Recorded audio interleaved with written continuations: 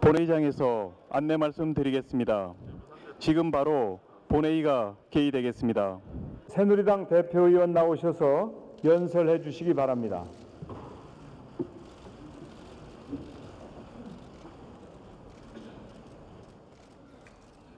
우리 사회의 불평등 정도가 너무 심해지고 있다는 것입니다. 최근 연구 결과에 따르면 한국은 미국과 함께 가장 불평등한 국가군에 속해 있습니다. 한국의 경우 소득 상위 10%의 사람들이 전체 소득의 절반을 가져간다는 연구 결과가 있습니다. 그러니까 우리 사회에서 소득 상위 10%에 속하는 사람들은 대기업의 오너나 경영진, 의사, 변호사, 전문직 종사자, 그리고 대기업과 공공부문 정규직 노동자들입니다. 이들의 연봉은 평균 1억 원을 넘고 있습니다.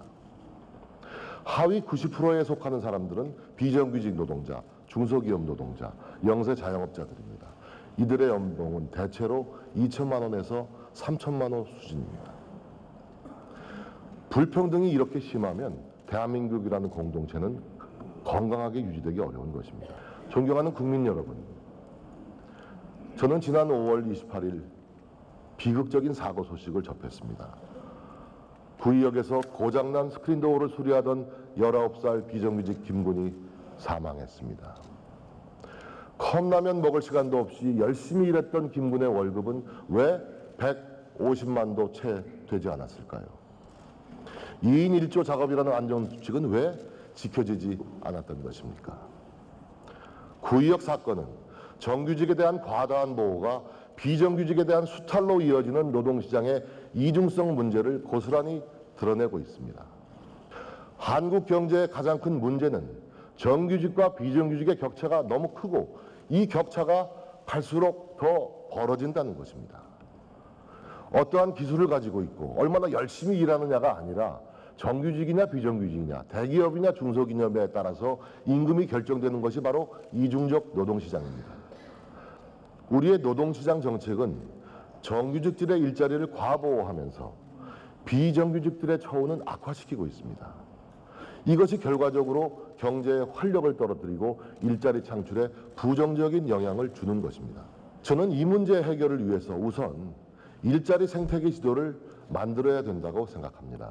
일단 구의역 사고를 낸 서울메트로 막대한 규모의 구조조정 자금이 투입되는 대우조성 해양부터 이 일자리 생태계 조사를 하려고 합니다. 국회에서 구의역 사고 청문회가 열리면 첫 번째 과제는 서울메트로의 정규직, 비정규직 일자리 지도 작성이 될 것입니다. 기아자동차 2차 협력업체 직원도 1차 협력업체 직원도 기아차의 정규직으로 만들어서 1억 연봉을 주자는 이야기입니다. 얼마나 듣기 좋고 달콤한 주장입니까?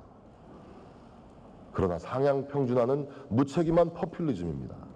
결국 비정규직의 처우를 개선하기 위해서는 누군가의 양보가 필요합니다. 상대적으로 고임금의 여러 가지 복지 혜택을 많이 받는 정규직들이 우선 양보해야 됩니다. 이것이 중향 평준화입니다.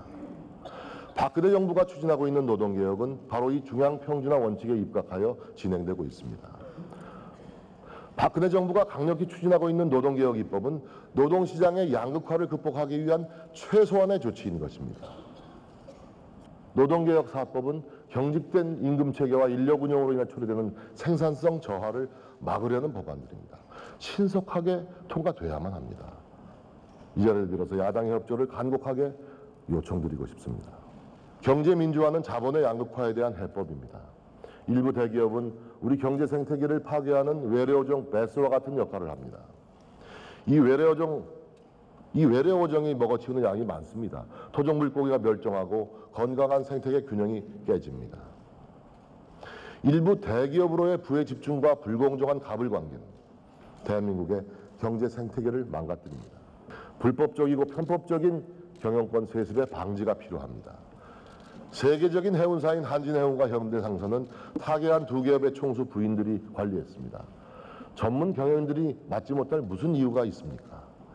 구순을 넘긴 아버지와 두 아들들이 그룹 경영권을 놓고 한국과 일본을 오가면서 싸우고 있습니다. 많은 국민들이 눈살을 찌푸리고 있습니다. 능력이 검증되지 않은 재벌 2, 3세들이 편법 상속, 불법적 경영권 세습을 통해서 경영에 참여하는 것은 감시받아야 합니다. 독과점 규제 등 다양한 수단을 동원해서 방만한 가족경영 풍토에 경종을 울려야 합니다. 국민의 대표인 우리들이 먼저 내려놓아야 합니다. 국회의원들은 여러 가지 면에서 우리 사회 상위 1%에 준하는 대우를 받고 있습니다. 국회의원이 되는 순간 평균적인 국민의 삶과는 유리되고 있습니다. 이래서는 국민의 아픔, 국민의 아우성에 우리가 먼저 다가서기가 쉽지 않습니다. 국민 눈높이에 맞지 않는 특권을 과감하게 내려놓아야 합니다. 불체포 특권과 면책 특권도 시대 상황에 맞게 조정되어야 합니다. 계파, 공천, 자리 나누기, 편가르기, 대결 정치, 터무니없는 벌성사나운 모습 이제 좀 중단하라는 것입니다. 일반 국민들의 삶과 관계없는 그들만의 리그에 매몰되지 않아야 하는 것입니다. 그런 점에서 저는 최근 제기되고 있는 국회발 개헌 논의가 그러한 위험을 안고 있다고 생각합니다.